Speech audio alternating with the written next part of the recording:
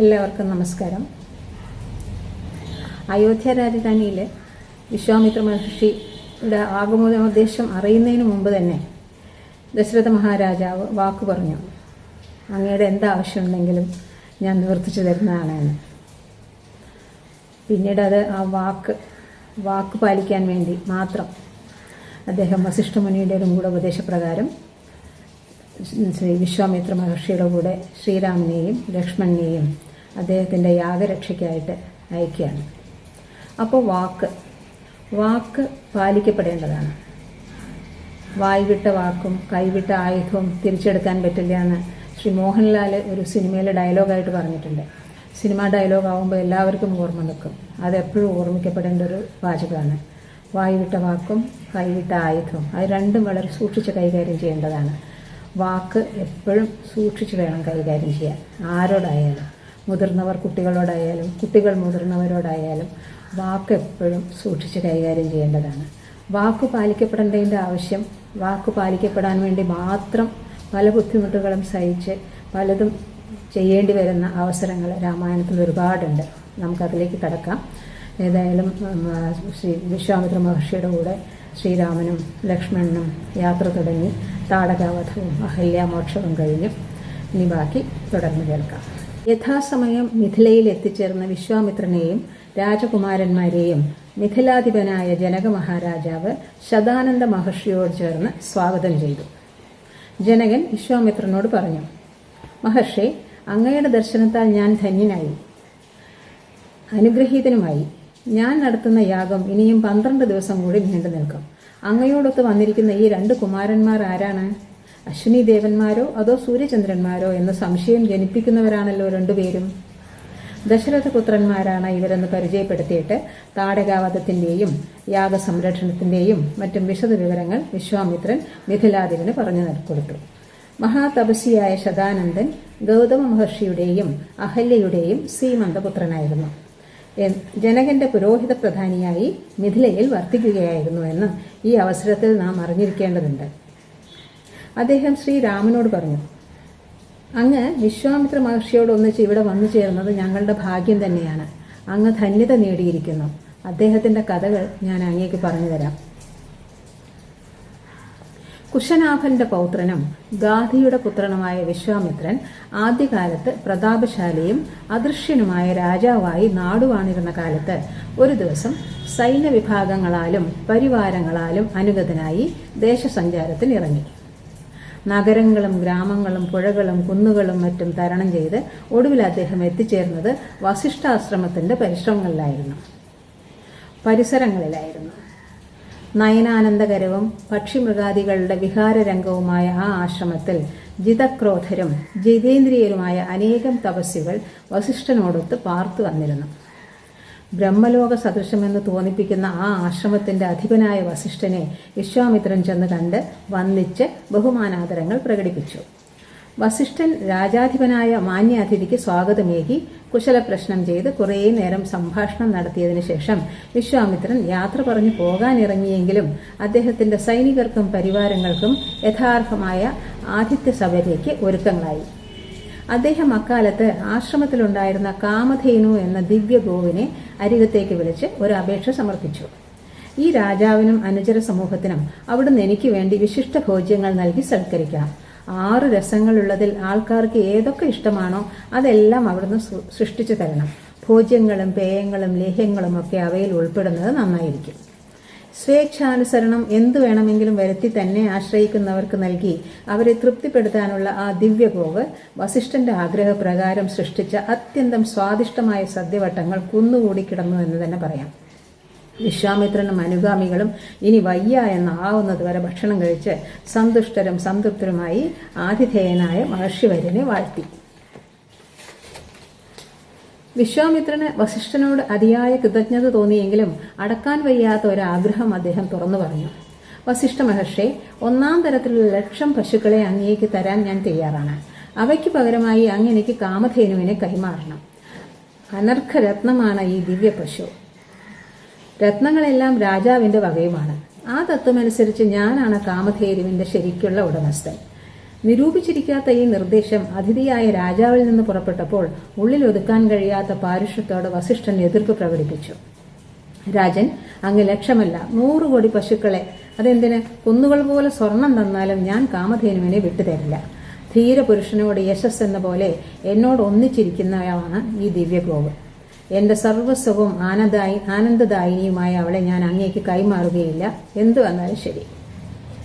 ആജ്ഞാലംഘനം ജീവിതത്തിൽ അന്ന് ആദ്യമായി അനുഭവപ്പെട്ട വിശ്വാമിത്ര നൃപേന്ദ്രൻ കുപിതനായി മുമ്പോട്ട് കടന്ന് കാമധേനുവിനെ പിടിച്ചു വലിച്ചിഴച്ചുകൊണ്ട് നടന്നു തുടങ്ങി. ഒന്നിച്ച് രാജഹിതാനുവർത്തികളായ ഭടന്മാരും. കാമധേനു തീവ്ര യത്നം ചെയ്ത് അവരുടെ ഇടയിൽ നിന്ന് കുതറിച്ചാടി വസിഷ്ഠന്റെ അടുക്കലേക്ക് ഓടിച്ചെന്ന് സങ്കടം പറഞ്ഞു. മഹർഷേ, എന്തിനാണ് അങ്ങ് എന്നെ ഉപേക്ഷിച്ചത്? ഇവർ എന്നെ പിടിച്ചുകൊണ്ടുപോകാതെ അങ്ങ് നോക്കേണ്ടതല്ലേ? വസിഷ്ഠന് തന്റേതായ നീതീകരണമുണ്ടായിരുന്നു. കാമധേനു, ഞാൻ അവിടുത്തെ ഉപേക്ഷിച്ചതല്ല. ഇക്കൂട്ടർ ബലം പ്രയോഗിച്ച് കൊണ്ടുപോയതാണ്. സേനാനുഗതനായ രാജാവിന്റെ ശക്തിക്ക് മുമ്പിൽ എനിക്ക് എന്തു ചെയ്യാൻ കഴിയും? ആ ചോദ്യത്തിന് കാമധേനു ഉത്തരം നൽകി. അങ്ങയുടെ ബ്രഹ്മശക്തിയേക്കാൾ എത്രയോ തുച്ഛമാണ് വിശ്വാമിത്രന്റെ ക്ഷാത്രശക്തി. അങ്ങ് എനിക്ക് സമ്മതം തന്നാൽ മതി, ഞാൻ ആ അഹങ്കാരിയുടെ സൈന്യബലം നശിപ്പിക്കാം. ആവശ്യപ്പെട്ട സമ്മതം കൊടുക്കാൻ സന്തോഷമേ ഉണ്ടായിരുന്നുള്ളൂ വസിഷ്ഠ മഹർഷിക്ക്. ദിവ്യഗോപ് യോഗശക്തി കൊണ്ട് പല്ലവന്മാർ, യവനന്മാർ, ശകന്മാർ, കാമ്പോജന്മാർ, ബർബരന്മാർ മുതലായ മുഷ്കരവർഗക്കാരെ 100 കണക്കിന് സൃഷ്ടിച്ചു വിട്ടു. അക്കൂട്ടർ വിശ്വാമിത്ര സൈന്യ വിഭാഗങ്ങളെ കൊന്നൊടുക്കുന്നതിനിടയ്ക്ക് ആ രാജാവിന്റെ പുത്രന്മാർ വധോദ്ദേശത്തോടെ വസിഷ്ഠന്റെ നേർക്ക് പാഞ്ഞെടുത്തു. വസിഷ്ഠൻ ഒരൊറ്റ ഹൂങ്കാരം കൊണ്ട് വിശ്വാമിത്ര പുത്രന്മാരെ ചുട്ടെരിച്ച് ചാമ്പലാക്കി. പരിപൂർണമായ പരാജയത്താലും പുത്രനാശജന്യമായ ശോകത്താലും ആക്രമത്തിനൊരുങ്ങിയ വിശ്വാമിത്രൻ വിഷപ്പല്ലു പൊറിഞ്ഞ ഉഗ്രസർപ്പത്തെ പോലെ, ചിറകറ്റ പക്ഷിയെപ്പോലെ അവശനായിത്തീർന്നു. ക്ഷാത്രശക്തി ധാരാളമുണ്ടെങ്കിലും ബ്രഹ്മശക്തിയുടെ അഭാവമാണ് തന്റെ തോൽവിക്ക് കാരണമെന്ന് മനസ്സിലാക്കിയ വിശ്വാമിത്രൻ ചില തീരുമാനങ്ങളെടുത്ത് ജീവനോടെ ശേഷിച്ച ഏകപുത്രനെ രാജ്യഭരണത്തിന് നിയോഗിച്ചു. അതിനുശേഷം അദ്ദേഹം നേരെ ഹിമാലയ സാനുവിലുള്ള വനത്തിൽ ചെന്നിരുന്ന് ഏകാഗ്രതയോടും ഭക്തിയോടും കൂടി ശിവഭഗവാനെ തപസ് ചെയ്തു. ഭഗവാൻ പ്രസന്നനായി പ്രത്യക്ഷപ്പെട്ട് വിശ്വാമിത്രന്റെ ഇച്ഛാനുസരണം അനേകം ദിവ്യാസ്ത്രങ്ങളുടെ പ്രയോഗരീതികളും ഉപസംഹാരക്രമങ്ങളും സ്വായത്തമാക്കി കൊടുത്തു. വരബലം മുഖേന ലഭിച്ച നൂതനമായ അസ്ത്രബലത്തോടുകൂടി വിശ്വാമിത്രൻ ഹിമാലയ സാനുവിലെ വനത്തിൽ നിന്ന് നേരെ ചെന്നത് വസിഷ്ഠാശ്രമത്തിലേക്കായിരുന്നു.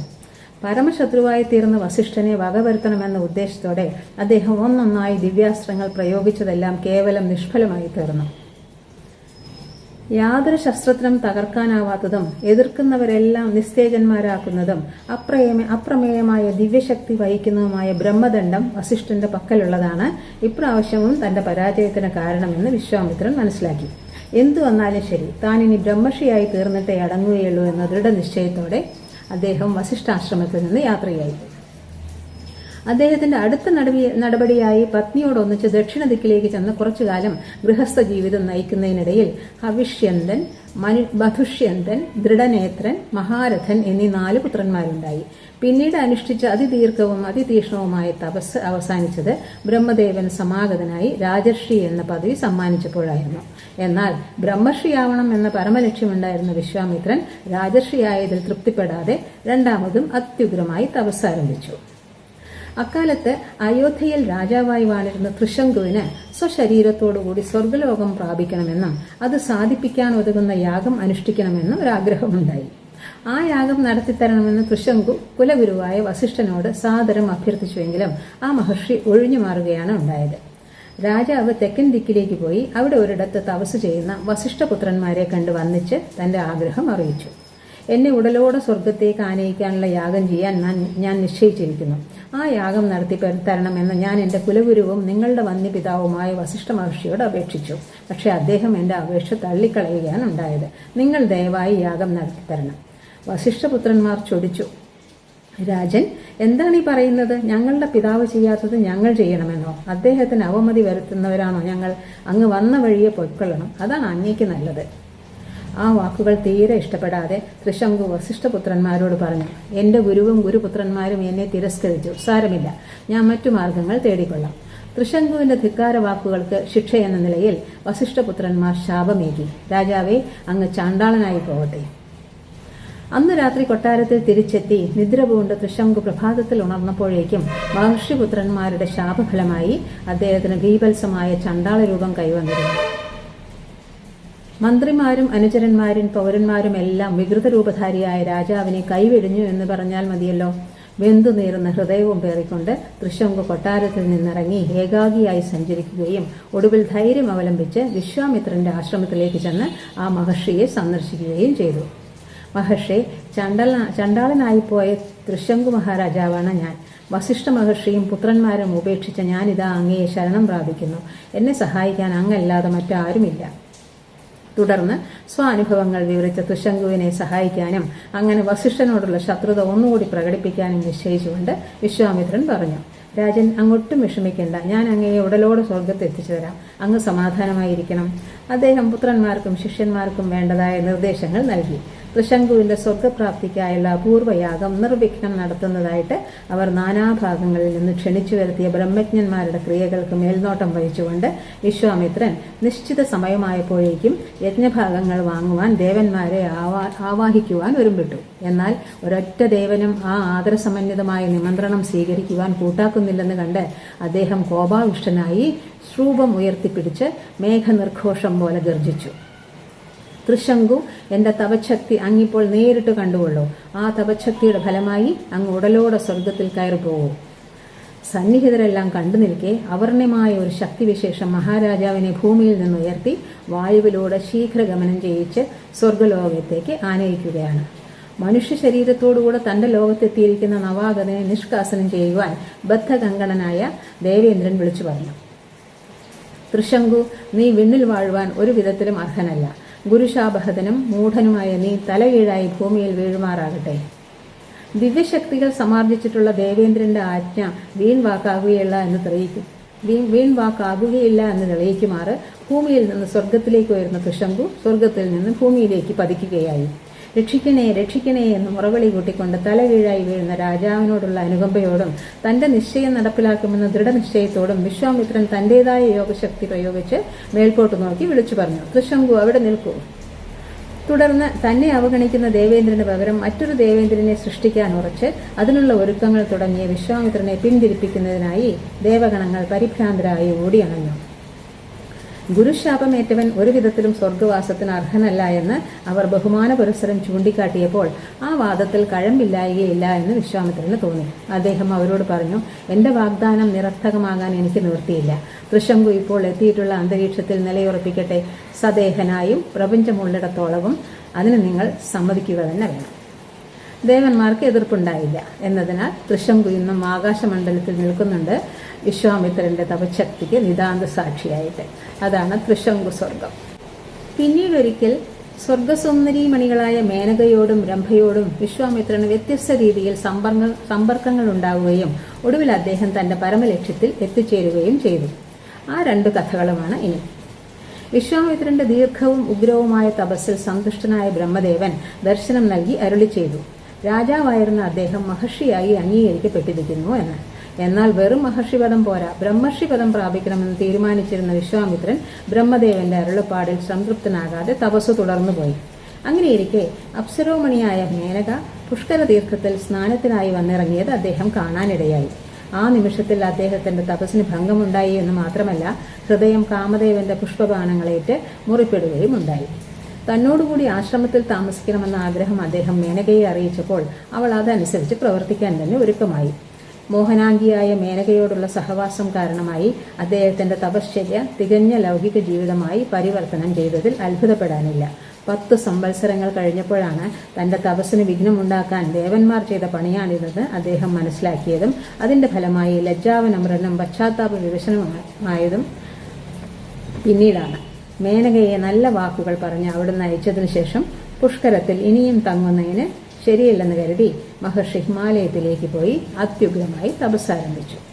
ബ്രഹ്മദേവൻ വീണ്ടും പ്രത്യക്ഷനായി പറഞ്ഞു, വിശ്വാമിത്ര, ഞാനിതാ നിനക്ക് മഹത്വവും ഋഷിമുഖ്യത്വവും നൽകുന്നു. പക്ഷേ വിശ്വാമിത്രന് തൃപ്തിയായില്ല. ഭഗവാനെ, ഞാൻ ബ്രഹ്മർഷിയാണ് എന്ന് അവിടുന്ന് അരുളി ചെയ്യുമ്പോൾ മാത്രമേ ഞാൻ കൃതാർത്ഥനാവുകയുള്ളൂ. ബ്രഹ്മദേവൻ പറഞ്ഞു, നീ ഇന്നോളം ഇന്ദ്രിയങ്ങളെ പരിപൂർണമായും വിജയിച്ചിട്ടില്ല. അതിനായി ഇനിയും പരിശ്രമിക്കണം. അപ്പോൾ വിശ്വാമിത്രൻ ആരംഭിച്ച പുതിയ തപസ് മുമ്പ് അനുഷ്ഠിച്ചിരുന്നവയേക്കാൾ എത്രയോ കൂടുതൽ കഠിനവും ഏകാഗ്രതയുള്ളതുമായിരുന്നു. വായുഭക്ഷണം മാത്രം കഴിച്ച് 2 കൈകളും ഉയർത്തിപ്പിടിച്ച് വേനൽക്കാലത്ത് പഞ്ചാഗ്നി മധ്യത്തിൽ നിന്ന് വർഷകാലത്ത് വെളിസ്ഥലത്തിൽ സ്ഥിതനായി ശിശിരകാലത്ത് ജലത്തിൽ കിടന്ന് അദ്ദേഹം തപസ് ചെയ്തു. സംവത്സരങ്ങൾ അനേകം കടന്നുപോയതോടുകൂടി സംഭ്രമം കലർന്ന ദേവേന്ദ്രൻ സ്വാജ്ഞാനുവർത്തിനിയായ രംഭ എന്ന സുന്ദരിമണിയായ അപ്സരസിന് ഒരു നിർദ്ദേശം നൽകി. നീ വിശ്വാമിത്രന്റെ ഹൃദയത്തിൽ കാമാവേശമുളവാക്കി അദ്ദേഹത്തിന്റെ തപസ് മുടക്കണം. മഹർഷിയുടെ കോപം അതിയായി ഭയന്നിരുന്ന രംഭ ഒരു ബുദ്ധിമുട്ടുള്ളത് എടുത്തു കാണിച്ചു. തിരുമേനി, അദ്ദേഹത്തെ എനിക്ക് വലിയ പേടിയാണ്. അദ്ദേഹം എന്നോട് കോപിച്ചാൽ എന്റെ കാര്യം തകരാറാവും. ദേവേന്ദ്രൻ സമാധാനപ്പെടുത്തി. രംഭേ, ഈ വസന്തഋതുവിൽ ഞാനും കാമദേവനും നിന്റെ സഹായത്തിനായി എപ്പോഴും ഉണ്ടാവും. നീ അണിഞ്ഞൊരുങ്ങി നിന്റെ സൗന്ദര്യം വർദ്ധിപ്പിക്കൂ, എന്നിട്ട് വിശ്വാമിത്രന്റെ ഹൃദയത്തെ ചലിപ്പിക്കൂ. സ്വാമിയുടെ നിർദ്ദേശമനുസരിച്ച് വേണ്ടതെല്ലാം ചെയ്തിട്ട് രംഭ വിശ്വാമിത്രന്റെ സമീപത്ത് എത്തിച്ചേർന്നപ്പോൾ അദ്ദേഹം ആദ്യം കൗതുകത്തോടെ അവളെ നോക്കിയെങ്കിലും ദേവേന്ദ്രന്റെ ചതിപ്രയോഗമാണിതെന്ന് മനസ്സിലാക്കി കോപകലുഷിതനായി അവളെ ശപിച്ചു. എടീ, കാമക്രോധാദികളെ അടക്കുവാൻ പരിശ്രമിക്കുന്ന എന്നെ നീ വഞ്ചിക്കാൻ ശ്രമിക്കുകയാണല്ലേ? ആട്ടെ, നീ ഒരു പാറയായി വളരെ കാലം ഇവിടെ നിൽക്കുമാറാകട്ടെ. ഒരിക്കലൊരു സിദ്ധ തപോധനൻ കാരണം നിനക്ക് പൂർവ്വരൂപം കിട്ടും. രംഭയ്ക്ക് ഒത്താശ നൽകുന്നതിനായി ആശ്രമ പരിസരത്തിൽ മറഞ്ഞു നിന്നിരുന്ന ദേവേന്ദ്രനും കാമദേവനും ആത്മനാശം ഭയന്ന് അവിടുന്ന് കടന്നു കളയുകയാണ് ഉണ്ടായത്. പാറയായി രൂപാന്തരപ്പെട്ട രംഭ വിത്രസ്ത്രഹൃദയയായി ദുർവിധിയെ പഴിക്കെ തന്റെ ദൃഢചിത്തതയ്ക്കുണ്ടായ ശൈഥില്യത്തിൽ കോപതാപാദികളുണ്ടായ വിശ്വാമിത്രൻ ഒരു നിശ്ചയമെടുത്തു. മേലിൽ ഞാൻ ക്രോധത്തിന് വഴിപ്പെടുകയില്ല. ആരോടും മിണ്ടാതെ ശ്വാസോച്ഛ്വാസം പോലും ചെയ്യാതെ ഇന്ദ്രിയങ്ങളെ അമർച്ച ചെയ്ത് ഞാൻ നിലകൊള്ളും. തപസ്സിനാൽ ഞാൻ ബ്രാഹ്മണ്യം നേടുന്നതുവരേക്കും. കാലമേറെ കടന്നുപോയതോടെ വിശ്വാമിത്രന്റെ കഠോര തപസ്സിൽ നിന്ന് ഉദ്ഭൂതമായ ആത്മശക്തിയുടെ ചൂടുകൊണ്ട് ത്രൈലോക്യങ്ങളും വലഞ്ഞു തുടങ്ങി. അദ്ദേഹത്തെ പ്രീണിപ്പിക്കാതിരുന്നാൽ ഉണ്ടാകാവുന്ന ആപത്തുകൾ എന്തൊക്കെയാണെന്ന് അറിഞ്ഞിരുന്ന ദേവഗന്ധർവാദി ദിവ്യവർഗക്കാർ ബ്രഹ്മദേവനെ ചെന്ന് കണ്ട് സങ്കടം ഉണർത്തിച്ചു. ബ്രഹ്മദേവൻ പ്രത്യക്ഷനായി തപസ്വിയുടെ പരമലക്ഷ്യമായ പ്രഖ്യാപനം നടത്തി. വിശ്വാമിത്ര, നീ ഇപ്പോൾ ഒരു ബ്രഹ്മർഷിയായി തീർന്നിരിക്കുന്നു. ചിരകാലമായുള്ള ആഗ്രഹം സഫലമായ ആ അവസരത്തിലും തന്റെ ഉഗ്രതപസ്സിന് കാരണനായ വസിഷ്ഠനോടുള്ള വൈരാഗ്യം ആദ്യത്തെ പോലെ ഇപ്പോഴും വിശ്വാമിത്രന്റെ ഹൃദയത്തിൽ കൂടിക്കൊണ്ടിരുന്നു. താൻ ബ്രഹ്മർഷിയാണെന്ന് വസിഷ്ഠൻ വന്ന് തന്നോട് നേരിട്ട് പറയാത്തിടത്തോളം തനിക്ക് സിദ്ധമായിരിക്കുന്ന പുതിയ അംഗീകാരത്തിന് താൻ വില കൽപ്പിക്കുകയില്ലെന്ന് മഹർഷി ബ്രഹ്മദേവനെ അറിയിച്ചു. ഒടുവിൽ ബ്രഹ്മദേവന്റെ നിർദ്ദേശാനുസരണം വസിഷ്ഠൻ പൂർവ്വശത്രുത മറന്ന് വിശ്വാമിത്രനെ ചെന്ന് കണ്ട് അദ്ദേഹം ബ്രഹ്മർഷിയാണെന്ന് ഞാൻ സമ്മതിക്കുന്നു എന്ന് പറഞ്ഞപ്പോൾ മാത്രമേ വിശ്വാമിത്രന് ചാരിതാർത്ഥ്യമായുള്ളൂ. വിശ്വാമിത്രനോടുകൂടി ജനക മഹാരാജാവ് ഭരിക്കുന്ന മിഥിലയിൽ എത്തിച്ചേർന്ന ശ്രീരാമനോട് ശതാനന്ദ മഹർഷി പറഞ്ഞ വിശ്വാമിത്ര ചരിതമാണ് ഇത്രയും എന്ന് ഓർമ്മിച്ചുകൊണ്ട് നമുക്കിനി മറ്റു സംഭവങ്ങളിലേക്ക് കടക്കാം. അടുത്ത ദിവസം ജനകൻ വിശ്വാമിത്രനോട് പറഞ്ഞു, മഹർഷേ, അങ്ങയ്ക്ക് വേണ്ടി ഞാൻ എന്താണ് ചെയ്യേണ്ടത്? മടി കൂടാതെ അങ്ങ് എന്നോട് ആജ്ഞാപിക്കണം. അങ്ങ് ആജ്ഞാപിക്കേണ്ടവനും ഞാൻ ആജ്ഞാപിക്കപ്പെടേണ്ടവനുമാണല്ലോ. വിശ്വാമിത്രൻ ആഗ്രഹം അറിയിച്ചു. രാജൻ, അങ്ങയുടെ പള്ളിവില്ല് കാണുവാൻ ഈ 2 രാജകുമാരന്മാർക്കും അതിയായ അഭിവാഞ്ചയുണ്ട്. അത് കണ്ട് ചാരിതാർത്ഥരായിട്ട് വേണം അവർക്ക് മടങ്ങിപ്പോവാൻ. പള്ളിവില്ല് ഇവിടെ വെച്ചിരിക്കുന്നത് എന്തിനാണ് എന്ന ചോദ്യത്തിനുള്ള ഉത്തരമടങ്ങിയ പൂർവ്വകഥ ജനകൻ കേൾപ്പിച്ചു. പണ്ടുകാലത്ത് ഉദ്വേഗപൂർണമായ ദക്ഷയാഗമെന്ന സംഭവകഥ നടന്നപ്പോൾ ദേവന്മാർ യജ്ഞഭാഗം തനിക്ക് നൽകാതിരുന്നതിനാൽ ദുഷ്ടനായിത്തീർന്ന ശിവഭഗവാൻ അവരെ ഇല്ലായ്മ ചെയ്യണമെന്ന ഉദ്ദേശത്തോടെ ഈ പള്ളിവില്ല് കയ്യിലെടുത്തു. എന്നാൽ ഭയവിവശരായ ദേവന്മാർ ശിവഭഗവാനെ വീണുമടങ്ങി ഭക്തിയോടെ സ്തുതിച്ചപ്പോൾ ഭഗവാൻ ആ സംരംഭം ഉപേക്ഷിച്ച് അവരെ മനം തെളിഞ്ഞ് അനുഗ്രഹിച്ചെന്ന് മാത്രമല്ല അവർക്ക് പള്ളിവില്ല് സമ്മാനിക്കുകയും ചെയ്തു. പിൽക്കാലത്ത് നിമീനൃപനിൽ നിന്ന് 6ാമത്തവനായ ദേവരാജന്റെ പക്കൽ എത്തിച്ചേർന്നു ഈ ദിവ്യചാപം. ദേവരാജന്റെ പരമ്പരയിൽപ്പെട്ട ജനകൻ ആ ആയുധം പൈതൃക സ്വത്തായി പരിരക്ഷിച്ചു വരവേ അദ്ദേഹത്തിന് ഗംഭീരമായൊരു യാഗം അനുഷ്ഠിക്കുകയുണ്ടായി. ജനകൻ ശാസ്ത്രമനുസരിച്ച് യാഗഭൂമി ഉഴുതപ്പോൾ കലപ്പ നിർമ്മിച്ച ചാലിൽ നിന്ന് അഴകുറ്റ ഒരു പെൺകുട്ടിയെ കണ്ടുകിട്ടി. അയോനിജയും ഭൂമിജയുമായ പെൺകുഞ്ഞിനെ ജനകൻ സീത എന്ന നാമകരണം ചെയ്ത് സ്വന്തം മകളെ പോലെ കരുതി വീര്യശുൽക്കയായി വളർത്തി വരവേ അവളെ വരിക്കണമെന്ന അതിമോഹത്തോടെ അനേകം രാജാക്കന്മാർ വന്നെത്തി. സീത വീര്യശുൽക്കയായതിനാൽ ദേവദത്തമായ പള്ളിവില്ലെടുത്ത് കുലയ്ക്കുന്ന പുരുഷന് മാത്രമേ ജനകൻ അവളെ നൽകുമായിരുന്നുള്ളൂ. രാജാക്കന്മാരിൽ ഒരുവന് പോലും വില്ല് കുലയ്ക്കുന്ന കാര്യമോ പോകട്ടെ അതിനെ അണുമാത്രമെങ്കിലും ഇളക്കുവാനുള്ള കരുത്തുള്ളതായി കാണപ്പെട്ടില്ല. തോൽവി പറ്റിയ രാജാക്കന്മാർ ഇച്ഛാഭംഗത്തിൽ നിന്ന് ജന്യമായ ഈർഷ്യയോടും ക്രോധത്തോടും കൂടി മിഥിലാപുരിയെ വളഞ്ഞു. അവരുടെ ഉപരോധം ഒരാണ്ട് ചെന്നപ്പോൾ നഗരത്തിൽ സംഭരിച്ചു വെച്ചിരുന്ന സാധന സാമഗ്രികൾ അശേഷവും തീർന്നുപോയി. അഴലിലാണ്ട ജനകൻ ഭക്തിയോടെ വിണ്ണവരെ പ്രസാദിപ്പിച്ചതിന്റെ ഫലമായി അവർ അതിശക്തമായ ചതുരംഗ സൈന്യത്തെ അദ്ദേഹത്തിന് നൽകി. നിൽക്കക്കള്ളിയില്ലാതായ ശത്രുരാജാക്കന്മാർ ഉപരോധം ഉപേക്ഷിച്ച് സ്വജീവൻ രക്ഷിക്കുന്നതിനായി മിഥില വിട്ട് താന്താങ്ങളുടെ ആസ്ഥാനങ്ങളിലേക്ക് ഓടിപ്പോയി. ഇത്രയും വിശ്വാമിത്രനെ കേൾപ്പിച്ചിട്ട് ജനക മഹാരാജാവ് പറഞ്ഞു, മഹർഷി, ഞാൻ ഇപ്പോൾ തന്നെ രാമലക്ഷ്മണന്മാരെ പള്ളിവില്ല് കാട്ടിക്കൊടുക്കുന്നുണ്ട്. ദാശരഥിയായ രാമൻ വില്ലെടുത്ത് കുലയ്ക്കുകയാണെങ്കിൽ എൻ്റെ മകൾ സീതയെ ഞാൻ ആ രാജകുമാരന് വിവാഹം കഴിച്ചു കൊടുക്കും. ജനകന്റെ ആജ്ഞപ്രകാരം 5000 ഭടന്മാർ ഒത്തുചേർന്ന് 8 ചക്രങ്ങളുള്ള ഇരുമ്പ് പെട്ടിക്കുള്ളിൽ വെച്ചിരിക്കുന്ന പള്ളിവില്ലെടുത്ത് രാജസന്നിധിയിൽ എത്തിച്ചു. ശ്രീരാമൻ വിശ്വാമിത്രന്റെ അനുവാദത്തോടെ മുമ്പോട്ട് ചെന്ന് ഇരുമ്പ് പെട്ടി തുറന്ന് സലീലമായ വില്ലെടുത്തുയർത്തി കുലയ്ക്കുന്നതിനിടയിൽ ആ മഹായുധം ഘോരമായ ആരവത്തോടുകൂടി രണ്ടായി ഒടിഞ്ഞു വീണു. ഇടിവെട്ടിനൊപ്പമായ ആ ശബ്ദം കേട്ട് വിശ്വാമിത്രനും ജനകനും ശ്രീരാമലക്ഷ്മണന്മാരും ഒഴികെ സന്നിഹിതർ എല്ലാവരും മോഹാലസ്യപ്പെട്ടു വീണുപോയി. അല്പസമയം കഴിഞ്ഞ് അക്കൂട്ടർക്ക് ബോധം വീണ്ടു കിട്ടിയപ്പോൾ ജനകൻ കൈകൾ കൂപ്പി വിശ്വാമിത്രനോട് പറഞ്ഞു, മഹർഷി, രാമന്റെ വിക്രമം ഞാനിപ്പോൾ നേരിട്ട് കണ്ടിരിക്കുന്നു. അചിന്ത്യവും അത്ഭുതകരവുമാണത്. എൻ്റെ പുത്രി സീത രാമനെ ഭർത്താവെ ലഭിച്ചതിനാൽ എൻ്റെ വംശത്തിന് കീർത്തി വരുത്തും. അങ്ങയുടെ അനുമതിയോടുകൂടി ഞാൻ എൻ്റെ മന്ത്രിമാരെ അയോധ്യയിലേക്ക് അയക്കുകയാണ്. അവർ എല്ലാ വിവരങ്ങളും ദശരഥ മഹാരാജാവിനെ അറിയിച്ചിട്ട് അദ്ദേഹത്തെ ഇങ്ങോട്ട് കൂട്ടിക്കൊണ്ടുവരട്ടെ. അതനുസരിച്ച് ജനകൻ നിയോഗിച്ച മന്ത്രിമാർ 3 ദിവസം യാത്ര ചെയ്ത് അയോധ്യയിലെത്തി ദശരഥനെ കണ്ട് സകല വിവരങ്ങളും അറിയിച്ചു. ദശരഥൻ വസിഷ്ഠ മഹർഷിയാലും പരിവാരങ്ങളാലും അനുഗതനായി അയോധ്യയിൽ നിന്ന് യാത്ര ചെയ്ത് യഥാകാലം മിഥിലാ നഗരിയിൽ എത്തിച്ചേർന്നു. ജനകന്റെ അനുജനും സാകാശ്യപുരാധിപനുമായ കുശധ്വജനും കൈകേയിയുടെ സഹോദരനും കേകയ രാജപുത്രനായ യുധാജിത്തും ശ്രീരാമലക്ഷ്മണന്മാരുടെ വിവാഹമാകുന്ന മംഗളാവസരത്തിൽ സന്നിഹിതരാകുന്നതിനായി ആഗതരായി. നിശ്ചിതമായ സന്മുഹൂർത്തത്തിൽ ശ്രീരാമനും സീതയും തമ്മിൽ നടന്ന വിവാഹത്തെ തുടർന്ന് മറ്റു 3 വിവാഹങ്ങൾ കൂടി നടന്നപ്പോൾ ദശരഥാദികളുടെയും ജനകാദികളുടെയും ഹൃദയങ്ങളിൽ അവാച്യമായ ആഹ്ലാദത്തിന്റെ വേലിയേറ്റമുണ്ടായി. ജനകന്റെ ഔരസപുത്രിയായ ഊർമിളയെ ലക്ഷ്മണനും കുശധ്വജന്റെ പുത്രിമാരായ മാണ്ഡവിയെയും ശ്രുതകീർത്തിയെയും യഥാക്രമം ഭരതനും ശത്രുഘ്നനും പാണിഗ്രഹണം ചെയ്തു.